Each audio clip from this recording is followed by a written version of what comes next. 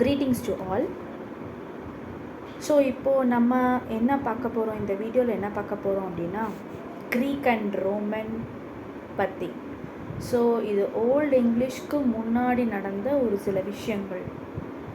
So நம்ம போன வீடியோவில் பார்த்திங்கன்னா நம்ம இன்ட்ரொடக்ஷன் ஆஃப் இங்கிலீஷ் லிட்ரேச்சர் பார்த்துருப்போம்.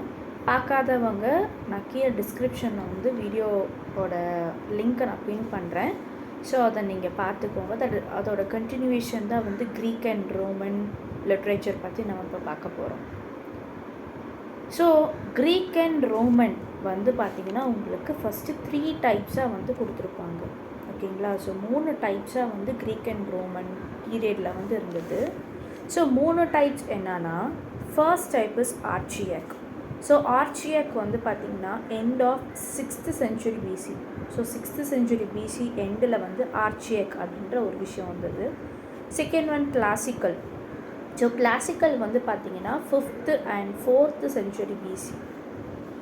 ஸோ நம்ம பிசியில் பார்த்திங்கன்னா நமக்கு கீழேருந்து மேலே போகிற மாதிரி தான் இருக்கும். ஸோ ஃபார் எக்ஸாம்பிள் 10, 9, 8, 7, 6, 5, 4, 3, 2, 1 அந்த மாதிரி கீழேருந்து தான் சென்ச்சுரிஸ் போகும். So 5th and 4th century BC பார்த்திங்கன்னா classical. Next Hellenistic and Greco Roman பார்த்திங்கன்னா 3rd century BCலேருந்து இது ஸ்டார்ட் பண்ணியிருக்காங்க அப்படின்னு சொல்லலாம். ஸோ இதுதான் 3 டைப் அப்படின்றது உங்களுக்கு கொடுத்துருக்காங்க. So it's a very important thing.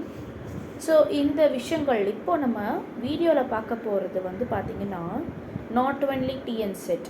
So TN செட்டுக்கு மட்டும் இது யூஸ்ஃபுல் அப்படின்றது சொல்ல முடியாது. ஸோ டிஎன் செட்டுக்கு, யூஜிசி நெட்டுக்கு, பிஜிடிஆர்பி இங்கிலீஷ்க்கு இது ரொம்ப ரொம்ப யூஸ்ஃபுல்லான ஒரு டாபிக். ஸோ இதை நீங்கள் கண்டிப்பாக படிக்கணும்.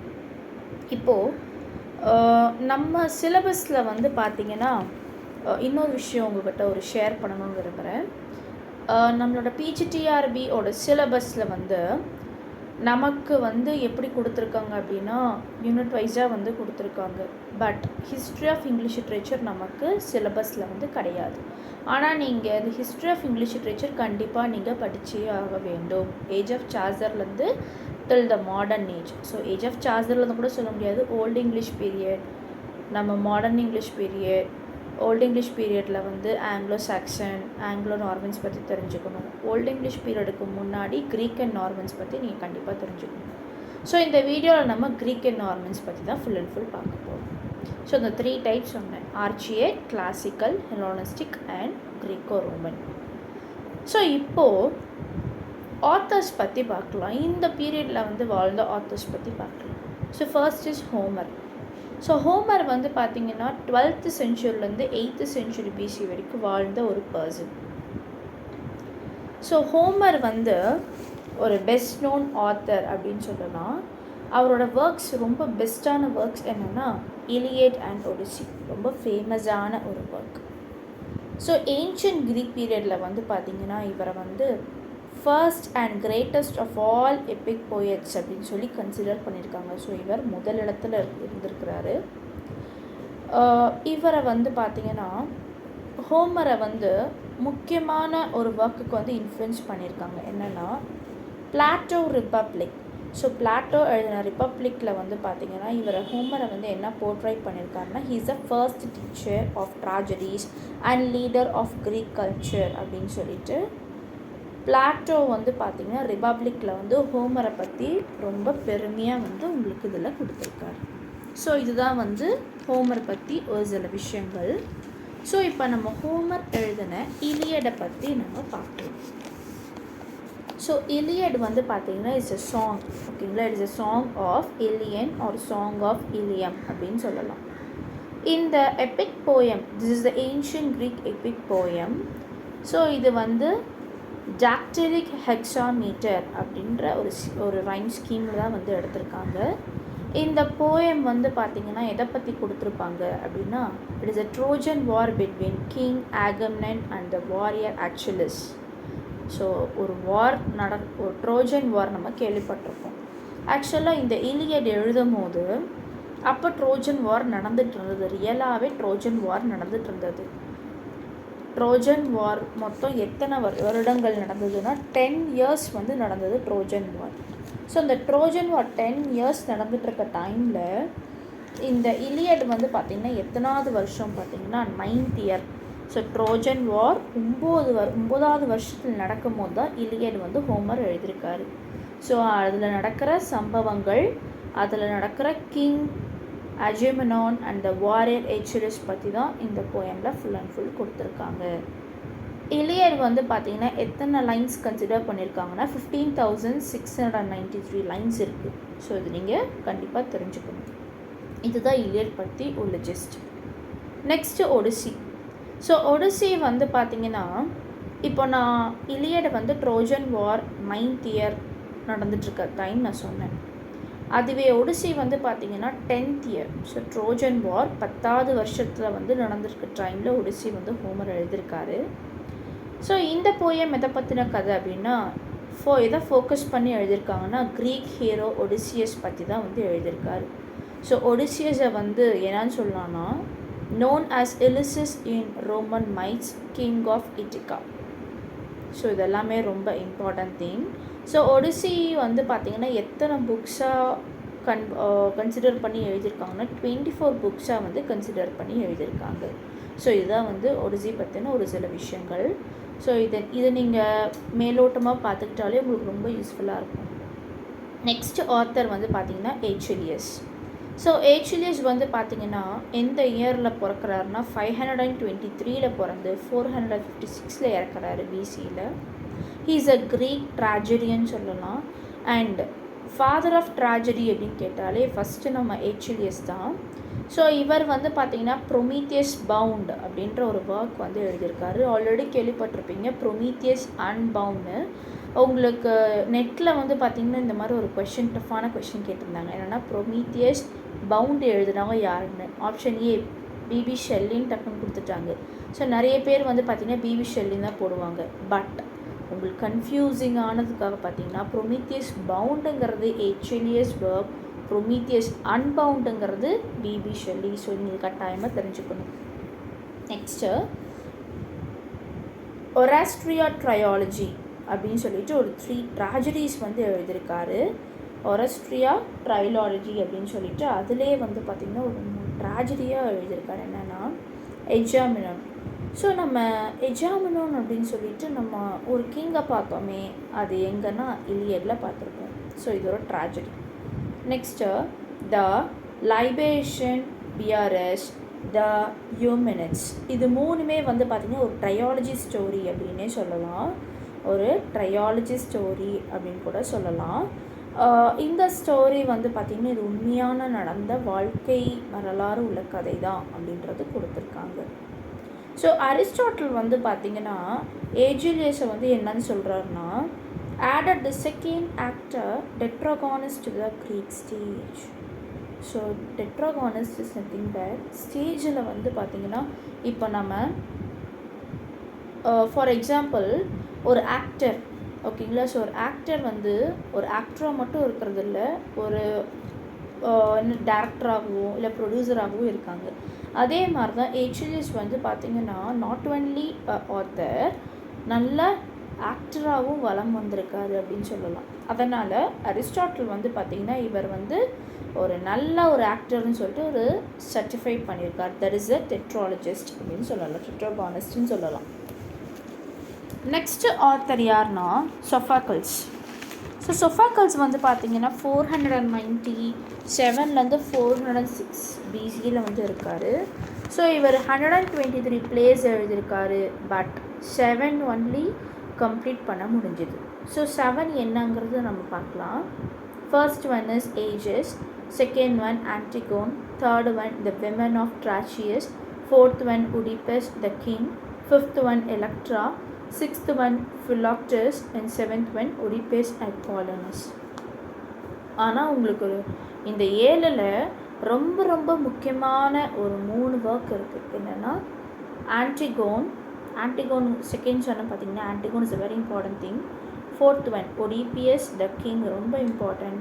And seventh one Oedipus at Colonus ரொம்ப இம்பார்ட்டன்ட். ஓகே, இந்த ஒர்க் வந்து பார்த்திங்கன்னா ஆஃப்டர் ட்ரோஜன் வார்க்கு அப்புறம் தான் இந்த ஒர்க்ஸ் எல்லாம் வந்து எழுதியிருக்காரு அப்படின்னு சொல்லலாம். இந்த 3 ஒர்க் சொன்னேன் பார்த்தீங்களா, இந்த ஆன்டிகோன், ஒடிபிஎஸ் த கிங், ஒடிபிஎஸ் அட் காலனஸ், இந்த 3மே வந்து பார்த்திங்கன்னா இந்த பிளேஸ் எல்லாமே கன்சர்ன் பண்ணி எதை பற்றி எழுதியிருக்காங்கன்னா ஃபேட் ஆஃப் தெபேஸ். ஓகேங்களா. ஸோ தெபேஸ் நாட்டோட தலையெழுத்தை வச்சு தான் இந்த இந்த 3 பிளேயுமே நம்ம சொஃபக்கிள்ஸ் வந்து எழுதியிருக்காரு. And also the reign of king Oedipus. So the reign of king Oedipus. So king Oedipus வந்து அவரோட நாட்டை வந்து எப்படியெல்லாம் பாதுகாத்து இருந்திருக்காரு அப்படின்ற ஒரு விஷயங்கள். அண்ட் ஆல்சோ தெபேஸ் நாட்டோட தலையெழுத்தை பற்றி இந்த 3 ஒர்க்குமே கொடுத்துருக்காரு. அண்ட் அரிஸ்டாட்டல், இப்போது நம்ம ஏச்சிலியஸை வந்து செகண்ட் ஆக்டர் அண்ட் ஆல்சோ ஒரு டெட்ரோகானிஸ்ட்னு சொன்னோம். ஆனால் அரிஸ்டாட்டல் வந்து பார்த்திங்கன்னா நம்ம சொஃபக்கிள்ஸை வந்து தேர்ட் ஆக்டர் டு க்ரீக் ஸ்டேஜ்னு சொல்லிப்பார். தட் இஸ் அ ட்ரைட்டகானிஸ்ட் அப்படின்னு சொல்லி மென்ஷன் பண்ணியிருப்பார் Aristotle. Actually it's very important thing.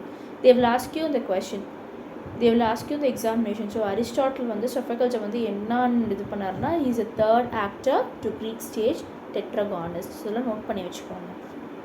Next author பற்றி பார்க்க போகிறது யூரிபிடஸ்.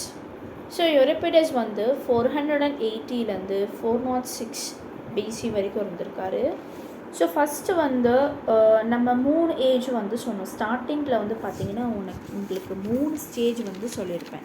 ஃபர்ஸ்ட் என்னென்னா archaic, second one classical, third one ஹெலானிஸ்டிக்னு சொல்லியிருப்பேன்.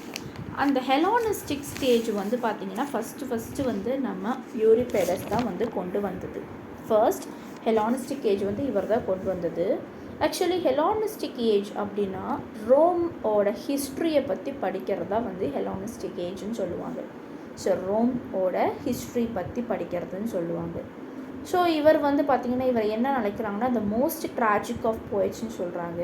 இவரோட முக்கியமான ஒர்க்ஸ் என்னென்னா மீடியா, ட்ரோஜன் விமென், ஹெலன், இது 3மே ரொம்ப முக்கியமான ஒர்க்ஸ்ன்னு சொல்லலாம். நெக்ஸ்ட்டு சாக்ரேட்ஸ். ஸோ சாக்ரேட்ஸ் உங்களுக்கு தெரியும், இஸ் a very important ஆன ஒரு க்ரீக் ஆத்தர்னு சொல்லலாம். சாக்ரேட்ஸ் 470 399 பிசி வரைக்கும் வாழ்ந்திருக்காரு. He is a founder of Western philosophy. So Western philosophy or a founder. Next பார்த்தீங்கன்னா இவர் சாக்ரேட்ஸ் has become renowned for his contribution to the field of ethics. So ethics தான் இது அறம். So அறம் வாய்ந்த வாழ்க்கை தான் வந்து பார்த்திங்கன்னா இவர் வாழ்ந்திருக்காரு. அண்ட் ஆல்சோ அறம் வாய்ந்த விஷயங்கள் ஃபிலாசபிக்கல் ரீதியாக சொல்லியிருக்காரு. And also he's a Platonic சாக்ரேட்ஸ்ன்னு கூப்பிடலாம். ஏன் அப்படின்னா Platonic Socrates is nothing but, நமக்கு நிறைய பேர்த்துக்கு வந்து பார்த்திங்கன்னா சாக்ரேட்ஸ் அப்படின்னா தெரியாது, பட் பிளாட்டோ அப்படின்னா தெரியும். பிளாட்டோவோட மென்டர்னால் சாக்ரேட்ஸ்ன்னு தெரியும். ஸோ அதனால் பிளாட்டானிக் சாக்ரேட்ஸ்ன்னு இவர் கூப்பிட்றாங்க. நெக்ஸ்ட்டு இன்னொரு முக்கியமான ஒரு விஷயம், இது வந்து டிஎன் செட்டில் கேட்ட கேள்வி, எபிஸ்டமாலஜி அப்படின்னு சொல்லி. So epistemology is nothing but study of knowledge. இதை ரொம்ப இம்பார்ட்டன்ஸ் கொடுத்து நடத்துகிறவர் யாருன்னா நம்ம சாக்ரேட்ஸ் தான். சாக்ரேட்ஸ் எப்பயுமே எந்த வழியில் நடப்பார்னா எபிஸ்டமாலஜி, ஸ்டடி ஆஃப் நாலேஜ் அப்படின்ற ஒரு விஷயத்தில் வந்து ரொம்ப கான்சென்ட்ரேட் பண்ணியிருக்காரு. ஸோ இந்த எபிஸ்டமாலஜியில் வந்து மோஸ்ட் ஆஃப் இதை பற்றி பேசியிருப்பாங்கன்னா Socratic problem and Socratic question. So Socratic problem solutions கொடுப்பாரு. And also Socratic question. So Socrates எல்லாமே என்னென்ன வகையில் வந்து கொஷின்ஸ் கேட்பார், ஃபிலாசபிக்கல் ரீதியாக என்னென்ன கொஷின்ஸ் எல்லாம் எழுப்பார் அப்படின்ற ஒரு கான்செப்ட் தான் இது. நெக்ஸ்ட்டு பாருங்கள், to understand Socrates one must turn primarily to the works of Plato. So Plato பற்றி நம்ம படிச்சுட்டோம்னாலும் நம்ம சாக்ரேட்ஸ் பற்றி தெரிஞ்சுக்கலாம். இப்போ நம்ம பிளாட்டோவோட மென்டர் தான் சாக்ரேட்ஸ். ஸோ என்ன தான் வந்து பிளாட்டோ வந்து அவர் வந்து நிறைய போயம்ஸ் அப்புறம் வந்து ஆர்ட்டை பற்றி எழுதினாலுமே அவர் சாக்ரேட்ஸை வந்து எந்த இடத்துலையும் விட்டு கொடுக்காமல் பேசியிருப்பார். தன்னோட குரு அப்படின்றவரை விட்டு கொடுக்காமல் பேசியிருப்பார். Next Aristophanes. ஸோ அரிஸ்டோபேன்ஸ் அப்படின்னா வந்து பார்த்திங்கன்னா he pokes fun at Socrates the cloud work. Actually இந்த அரிஸ்டோபேன்ஸ் என்னென்னா ஒரு ஃபன் மேக் பண்ணுறது. ஓகேங்களா, ஃபன் மேக் பண்ணுறது. ஸோ சாக்ரேட்ஸ் எழுதுன த க்ளவுட்ஸ் ஒர்க்கை ஃபன் மேக் பண்ணி பேசியிருப்பாங்க. இப்போ எப்படி நம்ம கிரிட்டிக்னு சொல்கிறோம், critic is different from Aristophanes. So Aristophanes தான் கேலி கிண்டலாக வச்சு பேசுறது. ஓகே, அரிஸ்டோபேன்ஸ் வந்து பார்த்திங்கன்னா 446 386 பிசி வரைக்கும் இவர் வாழ்ந்திருக்காரு. ஸோ இவரை வந்து என்னன்னு கூப்பிட்றாங்கன்னா ஃபாதர் ஆஃப் காமெடின்னு சொல்கிறாரு, ஃபாதர் ஆஃப் ஓல்டு காமெடின்னு சொல்கிறாரு. இவர் தான் வந்து பார்த்திங்கன்னா காமெடி ஆஃப் ஹியூமர்ஸ் அப்படின்ற ஒரு விஷயத்தையும் கொடுத்துருக்காரு. ஓல்டு காமெடியோட ஃபாதர் யாருன்னா அரிஸ்டோபேன்ஸ், நியூ காமெடியோட ஃபாதர் யாருன்னா மியாண்டர். ஸோ நீங்கள் கன்ஃபியூஸ் ஆகிக்க வேணாம். Aristophanes is old comedy father and also comedy of humour கொண்டு வந்தவர். மியாண்டர் வந்து பார்த்திங்கன்னா நியூ காமெடியை கொண்டு வந்தது. நெக்ஸ்ட் யாரை பற்றி பார்க்க போகிறோம்னா பிண்டர்.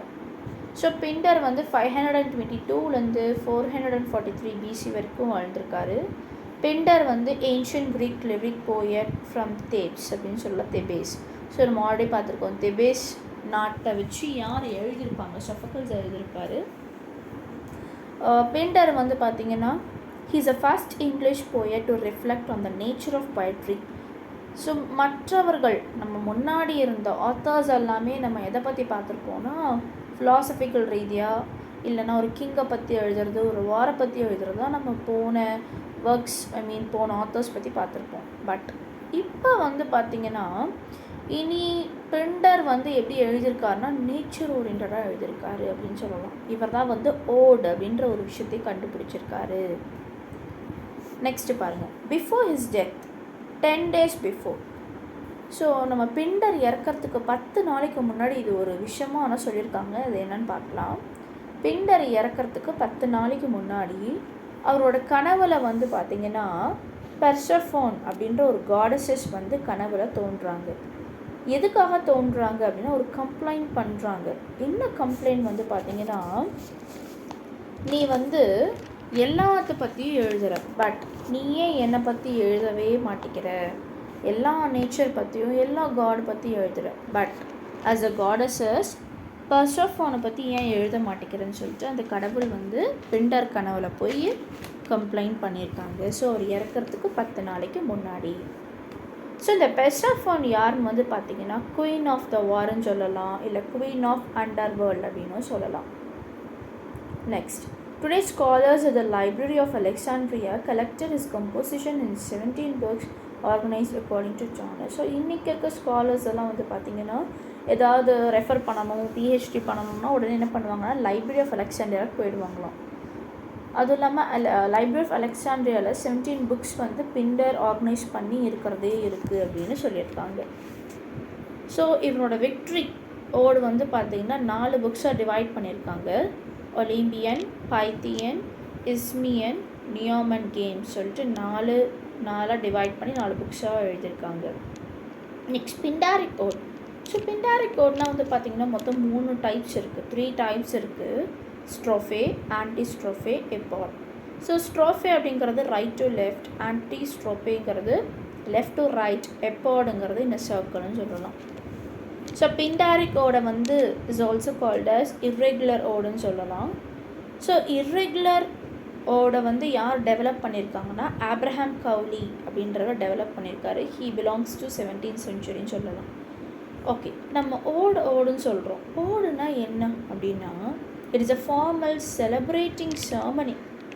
நம்ம செரிமனியை வந்து செலிப்ரேட் பண்ணுறதுக்காக எழுதப்பட்ட ஒரு அட்ரஸ், ஒரு பர்சனை பற்றியோ இல்லை ஒரு பிளேஸை பற்றியோ ஒரு திங்ஸை பற்றியோ நம்ம செலிப்ரேட் பண்ணி ஒரு வெற்றியை, ஒரு சக்ஸஸை வந்து நம்ம கொண்டாடுற விதமாக எழுதுறது தான் என்னது ஓடு வந்து நம்ம பிண்டர் வந்து உருவாக்கியிருக்காரு அப்படின்னு சொல்லலாம். அதுவே நம்ம பிண்டர் தொடர்ந்து ஹொராஸ் வந்து பார்த்திங்கன்னா ஓடை வந்து கண்டுபிடிச்சிருக்காரு. ஹொராஷியன் ஓடுன்னு சொல்லலாம். ஸோ இந்த ஹொராஸ் வந்து பார்த்திங்கன்னா he is a Latin poet. So இவர் 56 8 BCE வரைக்கும் வாழ்ந்திருக்காரு. இவர் வந்து குவாட்ரைன்ஸ், ஸோ நம்ம ஓடை வந்து குவாட்ரைன்ஸாக வந்து எழுதியிருக்காரு அப்படின்னு சொல்லலாம். நெக்ஸ்ட்டு பாருங்கள், Andrew Marvell's Horatian odes upon Cromwell's return from Ireland. So Andrew மார்வெல்ஸோட ஹொராஷியன் ஓடு வந்து பார்த்திங்கன்னா எழுதியிருக்கார் நம்ம ஹொராஷியோ அப்படின்றது சொல்லலாம். நெக்ஸ்ட்டு வந்து பாருங்கள், in romantic poets the ode will not followed by Pindar. But நம்ம ரொமான்டிக் போய்ட்ஸ் இருக்காங்க பார்த்திங்களா, நம்ம கால்ரிட்ஜ், நம்ம வேர்ட்ஸ்வர்த், கீட்ஸ், ஷெல்லி, இவங்கெல்லாம் இருக்காங்க பார்த்திங்களா. இவங்க எல்லாருமே பிண்டரோட வந்து ஃபாலோ பண்ண மாட்டாங்க. பிண்டர் வந்து கரெக்டான ஒரு ஓடை வந்து கண்டுபிடிச்சி, ஓகே இந்த மாதிரி ஸ்டான்ஸாக இருக்கணும், இப்படி இருக்கணும் அப்படின்னு சொல்லிட்டு நமக்கு அட்ரஸ் பண்ணி கொடுத்துட்டு போயிட்டார். பட் நம்ம ரொமான்டிக் போய்ட்ஸ் வந்து பார்த்திங்கன்னா இஷ்டத்துக்கும் வந்து பார்த்திங்கன்னா ஓடை வந்து பயன்படுத்தியிருப்பாங்க. அதுவும் இல்லாமல் நம்ம பிண்டர் வந்து பார்த்திங்கன்னா ஓடுனா நம்ம ஒரு சக்ஸஸை செலிப்ரேட் பண்ணுற மாதிரி இல்லை ஒரு பர்சனை வந்து போர்ட்ரேட் பண்ணுற மாதிரி தான் எழுதணும்னு சொல்லிட்டு நம்ம பிண்டர் வந்து முடிவு பண்ணார். பட் இவங்க ரொமான்டிக் போய்ட்ஸில் என்ன பண்ணியிருக்காங்கன்னா ஒரு எமோஷன் அட்ரெஸ் பண்ணுற மாதிரி, ஒரு பர்சனல் கிரிசிஸ் அட்ரெஸ் பண்ணுற மாதிரி தான் ரொமான்டிக் போய்ட்ஸ் எல்லாம் ஃபாலோ பண்ணியிருக்காங்க இந்த ஓட்.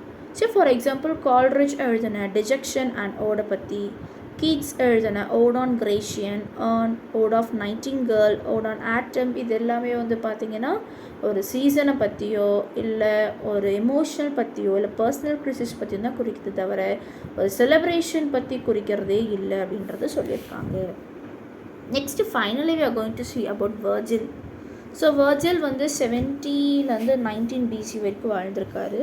ஸோ Virgilோட ஃபுல் நேம் வந்து பாருங்கள், பப்ளியஸ் வெர்ஜிலியஸ் மேரோ அவரோட ஃபுல் நேம்.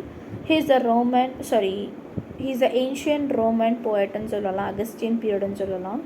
இவரோட 3 இம்பார்ட்டன்ட் ஒர்க் என்னென்னா த ஏச்சிலியஸ், த ஜார்ஜஸ், த எனாய்ட் அப்படின்னு சொல்லலாம். ஸோ இன்றைக்கி நம்ம க்ரீக் ரோமன் பற்றி நம்ம ஃபுல் அண்ட் ஃபுல் பார்த்துட்டோம்.